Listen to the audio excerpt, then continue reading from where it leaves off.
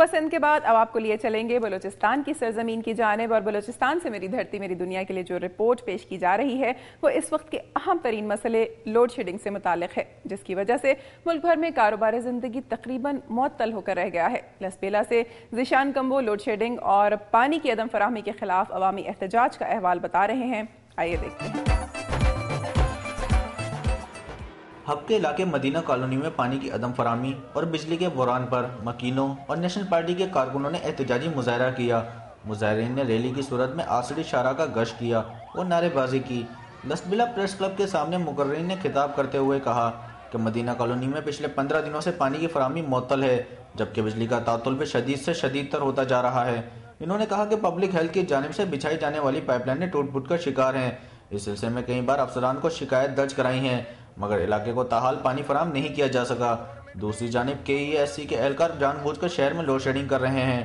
مقررین نے الزام عائد کیا کہ KESC کے اہلکار پرانی اور بوسیدہ تاریں نفس کرتے ہیں، جن کی وجہ سے آئے روز تاروں کا گرنا معمول بن چکا ہے۔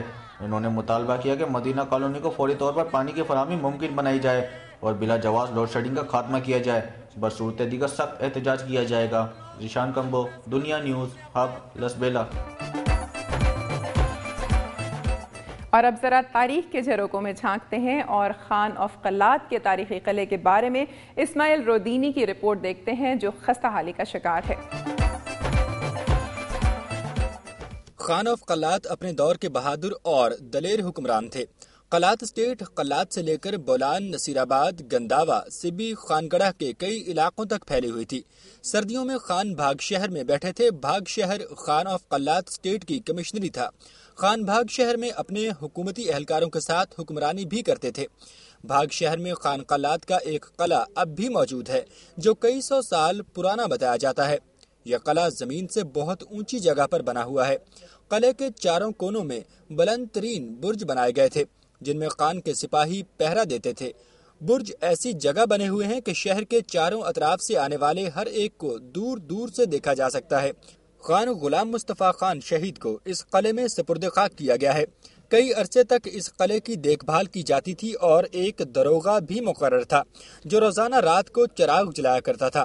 اب یہ قلعہ ایک کھنڈر بن چکا ہے اور خستہ حالی کا شکار ہے۔ بھاگ شہر کی عوام حکومت وقت سے مطالبہ کرتی ہے کہ وہ اس تاریخی اور ثقافتی ورثے کی حفاظت کریں اور اس کی مرمت کرائی جائے۔ کیمرہ مین سیف اللہ میٹر کے ساتھ مشتاق احمد کلوار، دنیا نیوز، باغ ناڑی، بولان، کچھی۔ اور اب بات کرتے ہیں سیمنٹ جالی سے تیار کردہ ان آرائشی اشیاء کی جو مسجدوں گھروں میں استعمال کی جاتی ہیں۔ دیرامہ جمالی قائم رنگ جالی فیکٹری گھروں، دکانوں اور مساجد کی آرائش و خوبصورتی میں مؤثر کردار ادا کر رہی ہے۔ دیرامہ جمالی رنگ جالی فیکٹری قائم ہے، جہاں پر سیمنٹ، بجری اور ریت سے جالیاں، پاوے، راکٹ شیڈ، ٹائلز، مینار، مساجد کے گنبد، کونر اور روشن دان سمیت دیگر نمایاں چیزیں بنائی جاتی ہیں، جو کہ گھروں، مساجد اور دکانوں کی خوبصورتی اور آرائش پر چار چاند لگا دیتی ہیں۔ اس صنعت سے وابستہ افراد کا کہنا ہے کہ مہنگائی کے باعث ہمیں کافی مشکلات کا سامنا کرنا پڑ رہا ہے۔ بے لگام مہنگائی سے خریداری کا عمل بری طرح متاثر ہو کر رہ گیا ہے۔ بڑی مشکل سے ہمیں اجرت مل رہی ہے، کیونکہ اس صنعت میں استعمال ہونے والا مٹیریل کافی مہنگا ہو گیا ہے۔ گاہک حضرات قیمتیں معلوم کرنے کے بعد خریداری کیے بغیر واپس چلے جاتے ہیں۔ حکومت کی عدم توجہ اور مہنگائی کے سبب یہ صنعت روز بروز زوال پذیر ہوتی جا رہی ہے۔ اس طرح کی صنعت سے بے روزگاری میں کمی واقع ہوتی ہے اور ملک میں ترقی و خوشحالی کی نئی راہیں کھلتی ہیں۔ تاہم کاریگروں کو حوصلہ افزائی کرنا حکومت وقت کی ذمہ داری ہے۔ اختر منگی، دنیا نیوز، دیرامہ جمالی۔ ناظرین، آپ نے بلوچستان کا احوال ملاحظہ کیا اور اب چلتے ہیں سرحد کی سرزمین کی جانب، اور میری دھرتی میری دنیا میں سرحد سے جو رپورٹ شامل کی جا رہی ہے وہ پشاور سے انیلا شاہین کی ہے، جس میں قومی امن جرگے میں جمہوری اداروں کے استحکام پر زور دیا گیا ہے۔ آئیے دیکھتے ہیں۔ میں اس وقت موجود ہوں پشاور کے نشتر ہال میں، جہاں امن تحریک کے زیر اہتمام قومی جرگے کا انعقاد کیا گیا۔ جرگے میں ملک کی تمام سیاسی جماعتوں اور قبائلی علاقہ جات کے رہنماؤں سمیت غیر سرکاری تنظیموں کے نمائندوں نے شرکت کی۔ قومی امن جرگے کے اعلامیہ میں جمہوری اداروں کے استحکام کی ضرورت پر زور دیتے ہوئے افواج پاکستان کو ملکی سرحدات تک محدود رکھنے کا مطالبہ کیا گیا، جبکہ انسداد دہشت گردی کی مد میں آنے والی عالمی امداد صوبہ سرحد اور قبائلی علاقہ جات میں خرچ کرنے پر زور دیا۔ مقررین نے حکومت پاکستان سے مطالبہ کیا کہ ملک کی داخلہ و خارجہ پالیسیاں عوام کی امنگوں کے مطابق بنائی جائیں، تاکہ خطے میں قیام امن کی صورت کو یقینی بنایا جا سکے۔ جرگے نے تمام دہشتگرد تنظیموں کے خلاف بلا امتیاز کارروائی کرنے پر بھی اتفاق کیا اور سیاسی جماعتوں پر زور دیا کہ وہ انتہا پسندوں سے درپردہ تعلقات ختم کریں۔ خطے میں پائیدار امن کے قیام کے لیے اس طرح کے جرگوں کی تشکیل وقت کا اہم تقاضا ہے۔ کیمرہ مین معین علی کے ساتھ انیلا شاہین، دنیا نیوز، پشاور۔ اور سوات میں یوم پاکستان کے حوالے سے ایک تقریب ہوئی ہے۔ اس تقریب کا احوال بھی میری دھرتی میری دنیا میں شامل ہے، آئیے دیکھتے ہیں۔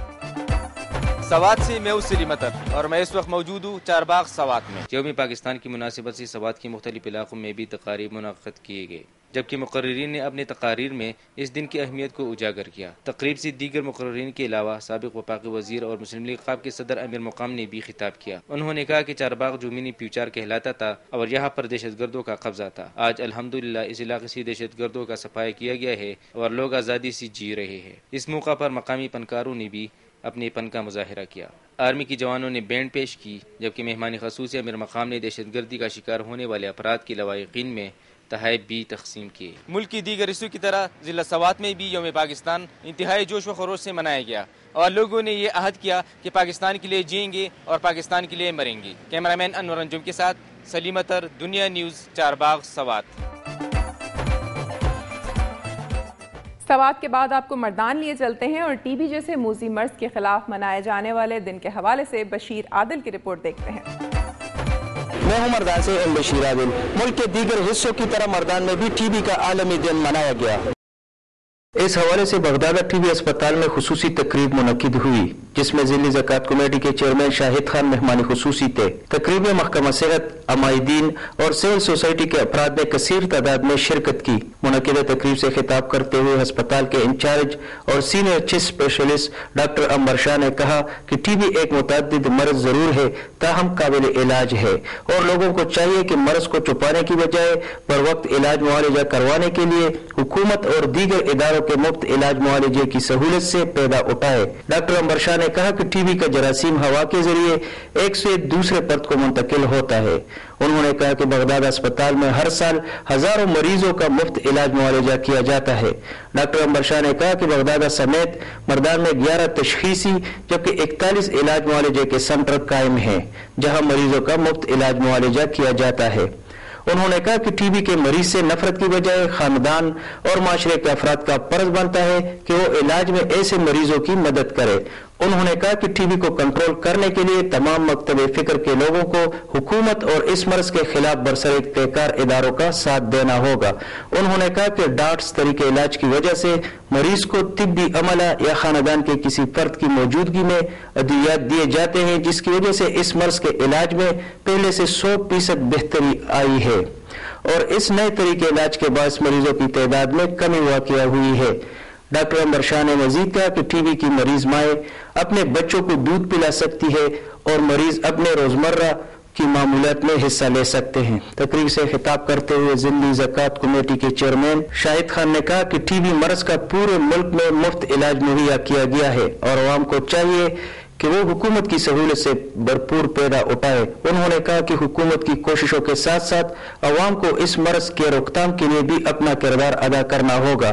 انہوں نے کہا کہ زکوٰۃ کمیٹی غریب مریضوں کے علاج اور معالجے میں بھرپور مدد کر رہی ہے۔ تقریب کے آخر میں واک ہوئی، جس کے شرکاء نے بینر اٹھا رکھے تھے جن پر ٹی بی مرض کو کنٹرول کرنے کے حوالے سے نعرے درج تھے۔